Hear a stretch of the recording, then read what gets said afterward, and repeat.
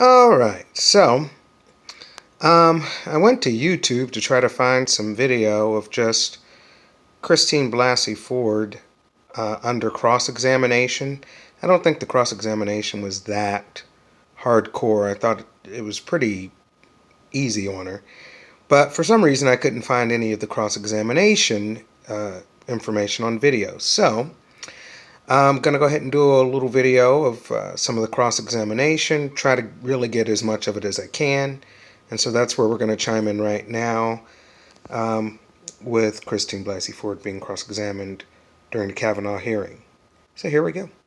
Okay. And that is not a correction in your statement? It's just, no. Okay. You also wrote out a handwritten statement for the polygrapher when you took your polygraph test. Is that correct? Yes. Okay. Okay, just real quick for the record. Sorry for pausing so quickly. Miss Ford gave a written account of events, and actually I think she did more than one written statement. So right now they are just kind of tying up some ends between what her written statement was and the testimony that she gave to the court, or excuse me, to the Senate on that day. There were some differences. I won't speak to that. I'll just let it speak for itself. Who knows? I'll probably chime in and say something later. Here we go. And I see corrections on that where you crossed out. So I will go on to the Washington Post article that was originally published on September 16th of this year. And should I just not look at this for accuracy, or we're just going to leave that be? We may come back to it if we need to refer to it. Okay. On the Washington Post article, did you submit to an interview by a reporter with the Washington Post for that article to be written? Correct. Okay. And then finally was the statement that you provided this morning. I assume that to the best of your recollection that was accurate. That this whole article is accurate? No. The statement that you made this morning. Yes. Okay. I want to talk to you about the day that this happened, leading up to the gathering. Okay. In your statement this morning, have you told us everything that you remember about the day leading up to that? Yes. Let me ask just a few questions to make sure that you've thought of everything, okay? You indicated that you were at the country club swimming that day? That's my best estimate of how this could have happened. Okay. And when you say best estimate, is that based on the fact that you said you went there pretty much every day? Mm-hmm. Is that a yes? Yes. Okay. Do you recall prior to getting there, so I'm only talking about up to the gathering, Okay. had you had anything to drink? Not at all. Okay. Were you on any sort of medication? None. Okay. Do you recall knowing before you went who was going to be at that gathering? I recall that expecting that Mark Judge and Leland would be at that gathering. Okay. Do you recall an expectation that Brett Kavanaugh would be there? I don't recall whether or not I expected that. Okay.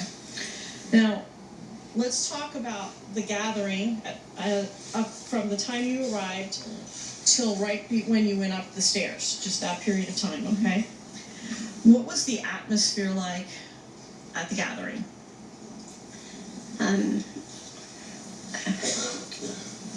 Mr. Kavanaugh and Mr. Judge were extremely inebriated. They had clearly been drinking prior, and the other people at the party were not. The living room Can I ask you just to follow up on that? When you said it was clear that they had been drinking prior, do you mean prior to the time you had gotten there, or prior to the time they had arrived? Prior to the time that they arrived. I don't recall who arrived first, though, whether it was me or them. Okay, please continue. Okay, so I recall that I can sketch a floor plan. I recall that it was a sparsely furnished, fairly modest living room, and it was not really a party like the news has made it sound. It was not. It was just a gathering that I assumed was going to lead to a party later on that those boys would attend, because they tended to have parties later at night than I was allowed to stay out. So it was kind of a pre-gathering. Was it loud? No, not in the living room. Besides the music that you've described that was playing in the bedroom, was there any other music or television or anything like that that was adding? No. Okay, so there wasn't a stereo playing downstairs? No. Okay. Senator Lee. Dr. Ford, thank you for being. All right, this is why I wanted to do this particular video, because, you know, right when you get going on the cross-examination, you get about 5 minutes in, and now it's the Democrats' turn to ask questions or make a statement, and I can pretty much tell you every single one of those go into thank you, Dr. Ford, for coming out. You're brave. You're a hero. They applaud her. They give her all kind of kudos and so on and so forth. They make a political statement, and it really just kind of, it's really the nicest way I can put it, just the most political waste of time possible if you're trying to get to the truth of what happened. So it gets interrupted every couple of minutes. The cross-examination gets interrupted every couple of minutes for that. So what I'm going to do is just pause it and try to get right back to more cross-examination, and I'll try not to interrupt myself with more of these explanations, at least not too many times. So let's get back to some more cross-examination. Deal. Okay, go ahead.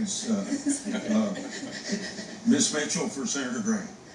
Thank you, Mr. Chairman. You told Senator Feinstein in your letter that you and 4 others were present. You've corrected that today to say it was at least 4 others. When you were interviewed by the Washington Post, you said that there were 4 boys present at the party. And then in your polygraph statement, you say there were 4 boys and 2 girls. When you say 2 girls, was that you and another, or was that 2 other girls? That was me and one other girl. And that other girl's name? Leland. Leland Kaiser now? Correct. Okay. So then would it be fair to say at least PJ, Brett Kavanaugh, Mark Judge, Leland Ingram at the time, and yourself were present, and possibly others? And one other boy. So there were 4 boys. I just don't know the name of the other boy.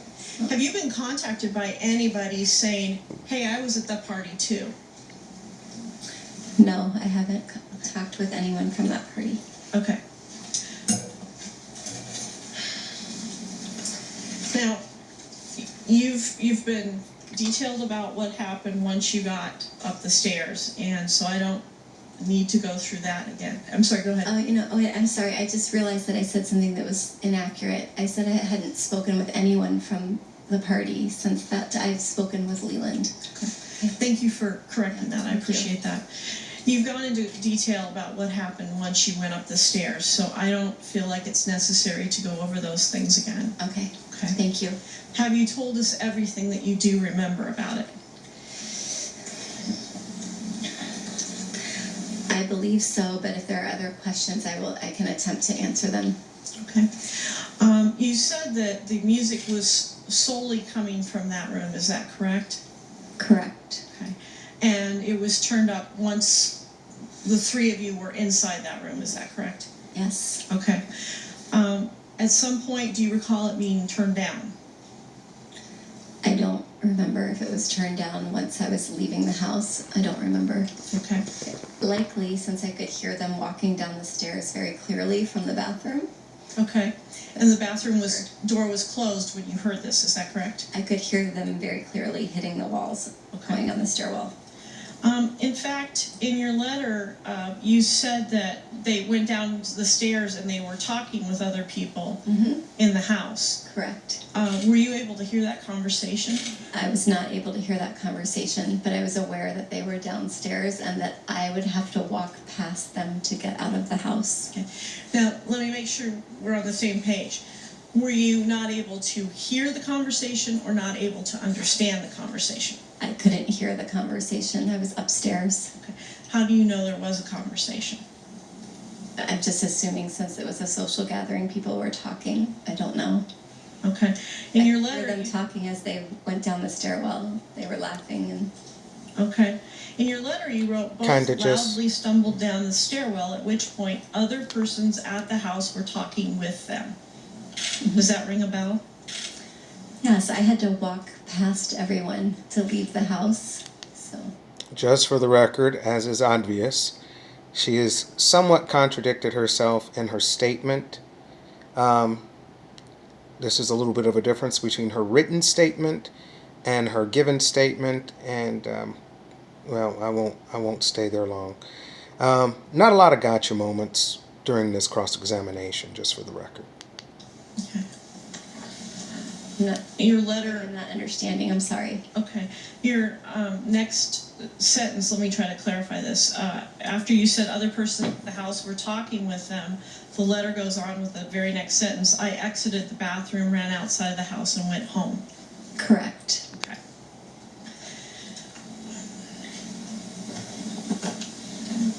You said that you do not remember how you got home. Is that correct? I do not remember, Okay. other than I did not drive home. Okay. I'm going to show you, if somebody could provide to you a map of the various people's houses at the time, and if you could verify that this is where you were living at the time.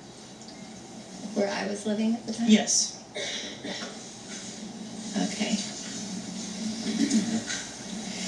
Okay. Mr. Chairman, do we have a copy of these documents? If you want one, we can get you one. Yes, before the questions begin, so we can follow the testimony. Okay. My staff said that we should not provide the copy. We will provide the, Oh, we will provide the yeah, topics. well, speak plainly with me, please. Oh, sure. I'd like to see what she's looking at. Yeah, you have another 30 seconds now because I was rudely interrupted. Okay. Mr. Chairman, Senator Harris, we do have a blown-up copy of this for the members to view, if that's helpful. Okay, I'm going to put check marks next to homes that I can confirm are the correct locations, and then an X or a question mark when I don't know where these people live, I'm only asking you to confirm if that map accurately shows where you were living at the where time. I lived at the time. So I can't see the street name, but I'm happy to refer to the address or the neighborhood. Okay, could you tell us that? Yes, it's River Falls. Okay. It's near the, what is the place called? The Naval Research Center on Clara Barton Parkway. Okay, was that a house or an apartment? It was at my parents' home. Okay. Yeah. Right. Okay. Durbin. Mr. Chairman, I ask consent to enter into the record.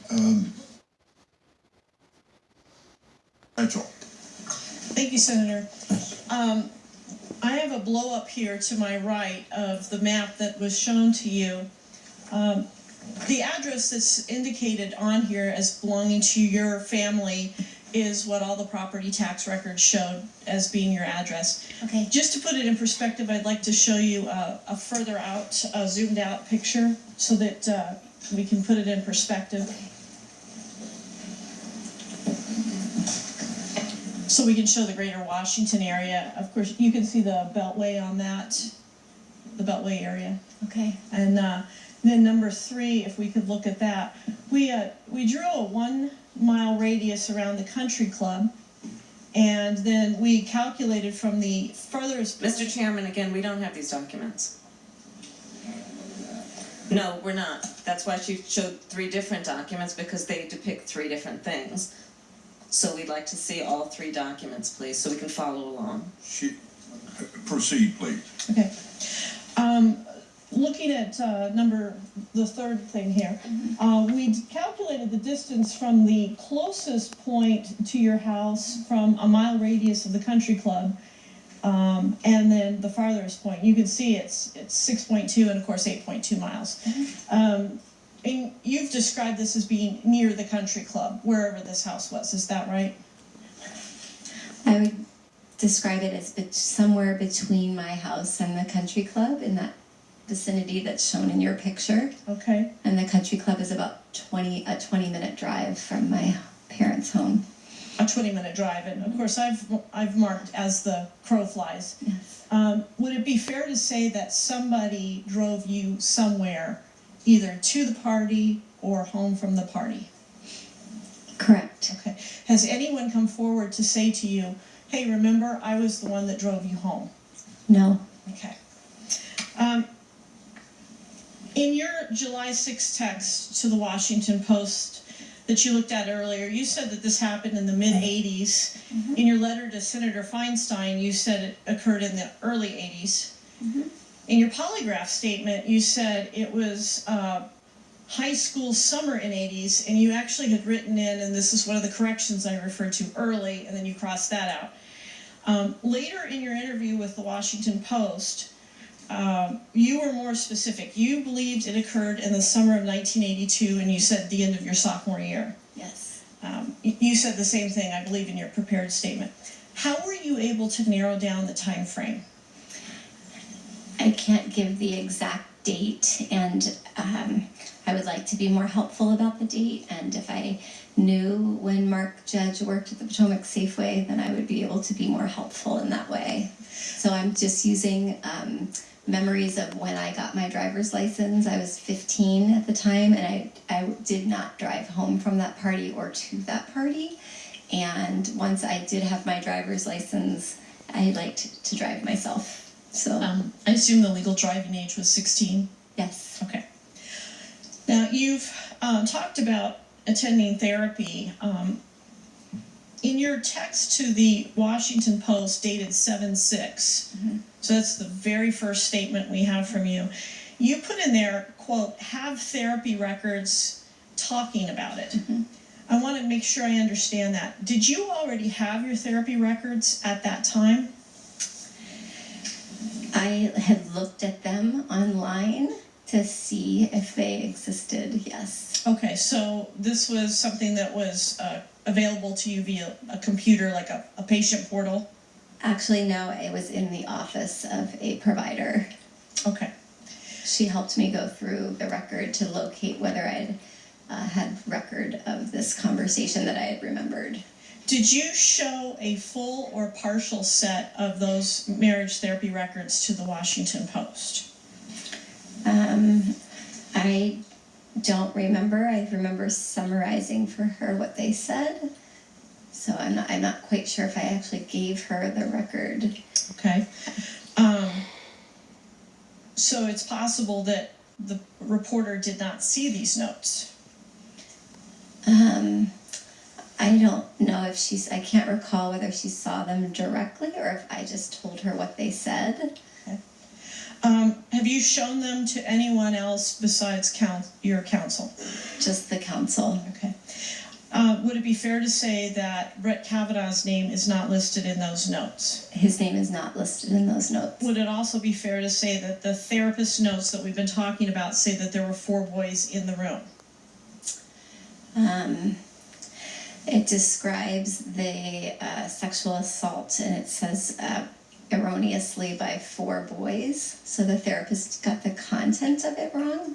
And you corrected that to the Washington Post reporter, correct? Correct. Senator Whitehouse. Thank you, Chairman. All right, so interesting to note. She did speak to her therapist about an assault, sexual assault in her younger days, but she did not mention Brett Kavanaugh as the person who did it.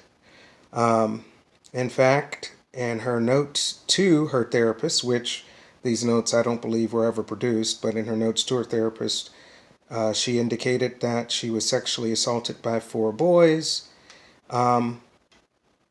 and that 4 boys were in the room. But as we saw earlier, that information differs from what her initial testimony was here. So there's been some difference in testimony.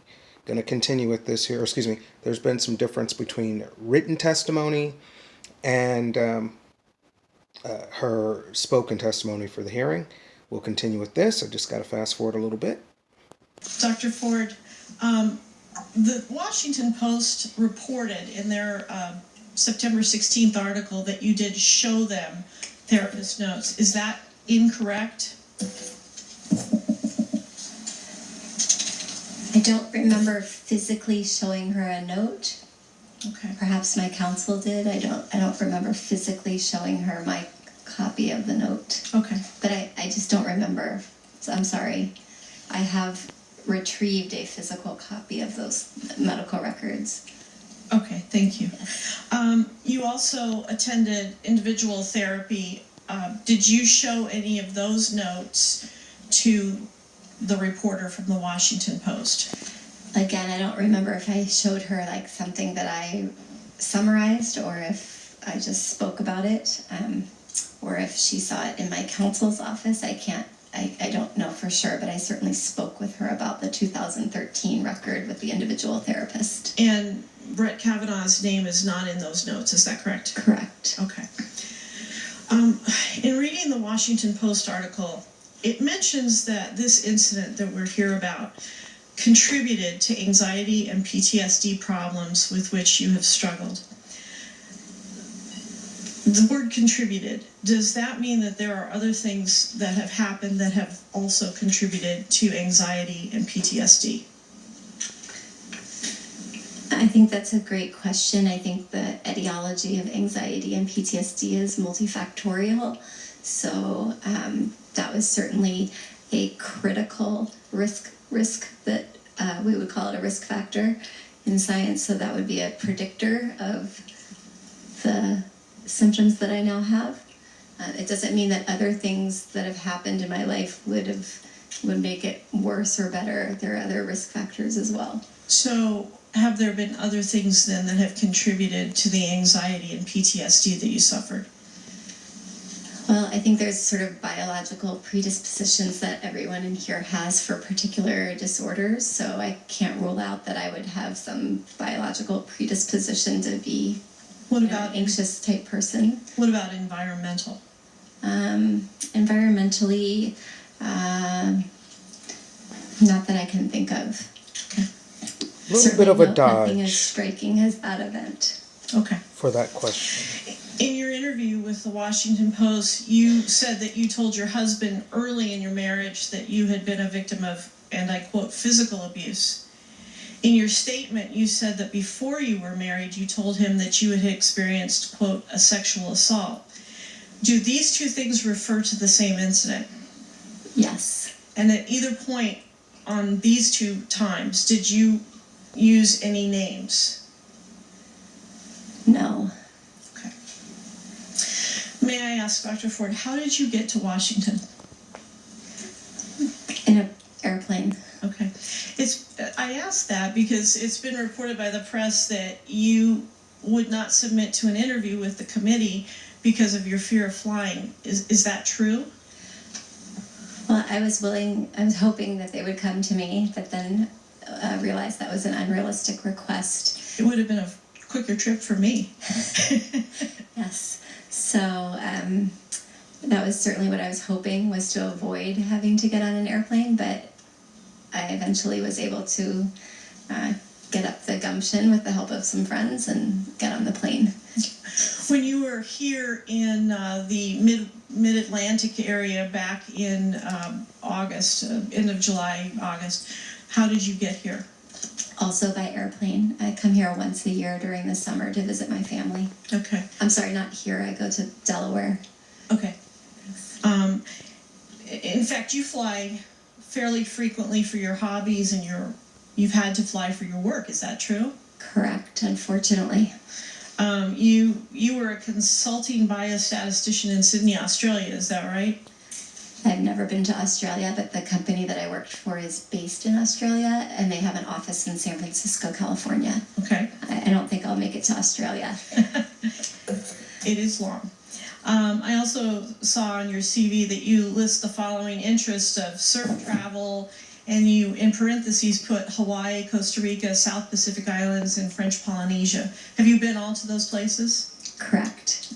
By airplane? Yes. And your interests also include oceanography, Hawaiian and Tahitian culture. Did you travel by air as a part of those interests? Correct. Thank you very much. Easier for me to travel going that direction when it's a vacation. Thank you, Mr. Chairman. Thank you for being here, Dr. Ford. She was given an opportunity to really avoid the press and to give these interviews in the comfort of her home or place of her choosing, but chose not to do so, stating she had a fear of flight, so she didn't want to come and go to the Senate. And they offered to actually have someone come to her, and that way she could remain anonymous, and she chose not to do that. So that was also part of the controversy of this story as well. We'll continue with that in just a moment.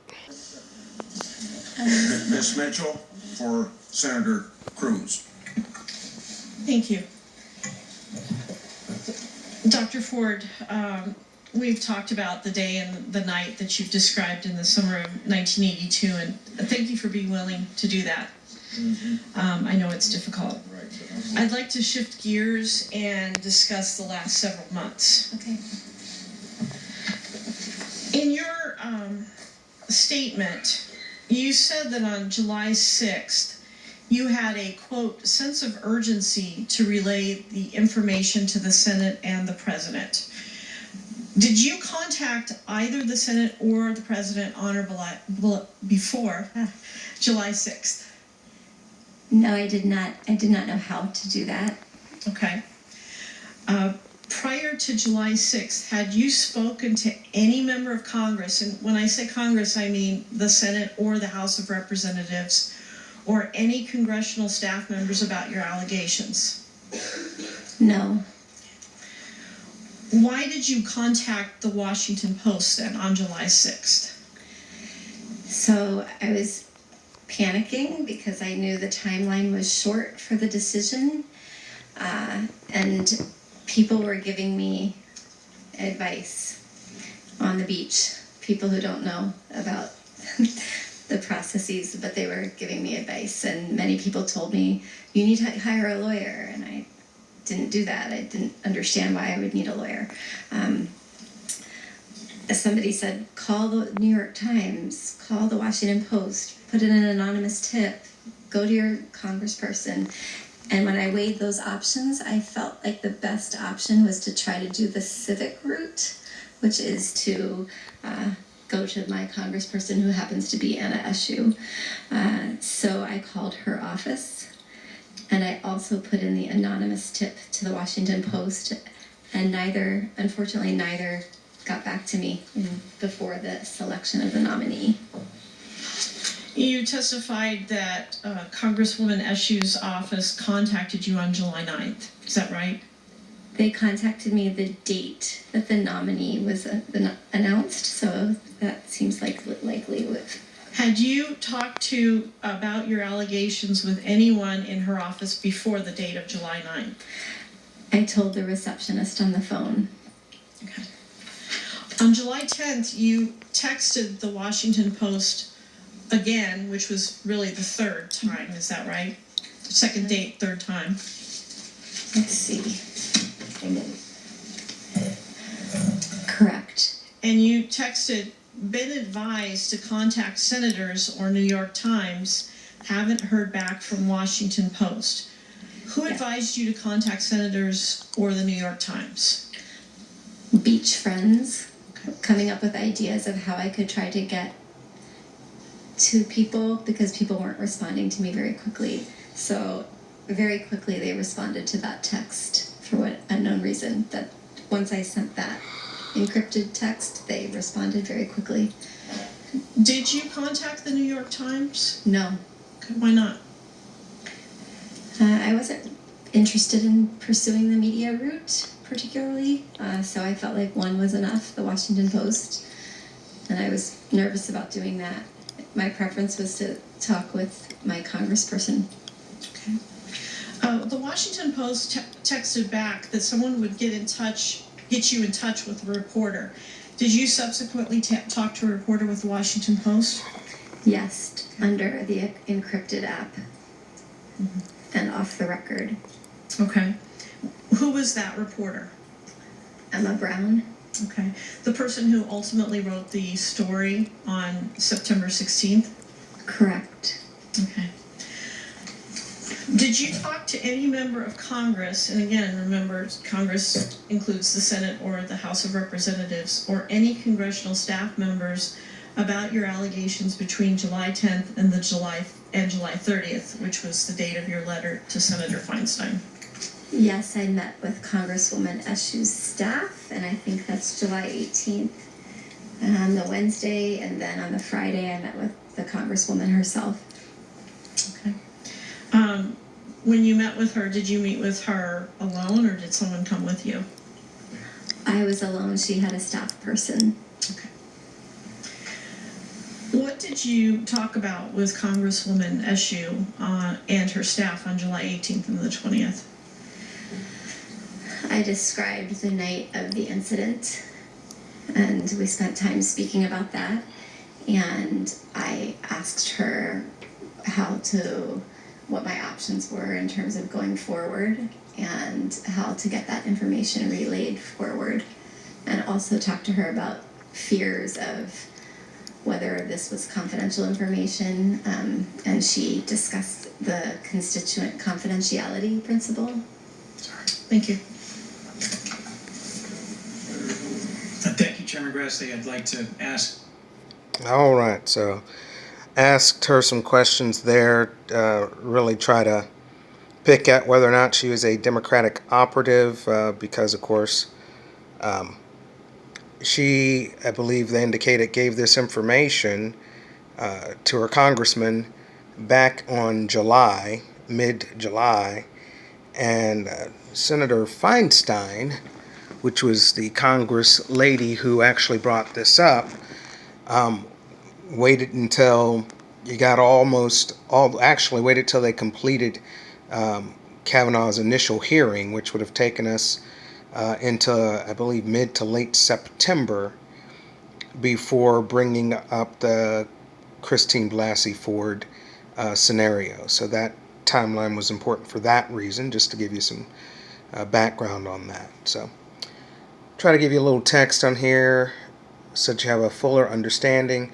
I don't want to make your mind up for you, but I do give you a little information so that you know what's going on when this took place. Okay? Here we go. Ms. Mitchell for Senator Sass. Dr. Ford, we were talking about you meeting in July with Congresswoman Eshu. Did you talk about your allegations with any Republican member of Congress or congressional staff? I did not. Where I live, the Congresswoman is a Democrat. Okay. Was it communicated to you by your counsel or someone else that the committee had asked to interview you and that they offered to come out